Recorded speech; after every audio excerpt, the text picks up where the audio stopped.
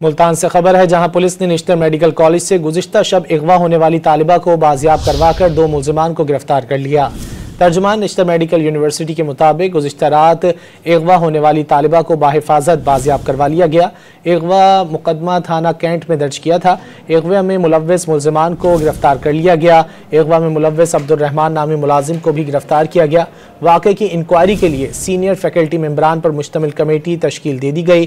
Committee को 24 घंटों के अंदर रिपोर्ट जमा कराने की हिदायत की गई। सिक्योरिटी एजेंसी को शो कॉज नोटिस जारी करने के साथ सिक्योरिटी सुपरवाइजर को मुअत्तल कर दिया गया। अगवा में मुलव्विस अब्दुर्रहमान नामी मुलाजिम को भी गिरफ्तार किया गया। वाक़े की इंक्वायरी के लिए सीनियर फैकल्टी मेंबरान पर मुश्तमिल कमेटी तश्कील दे दी गई।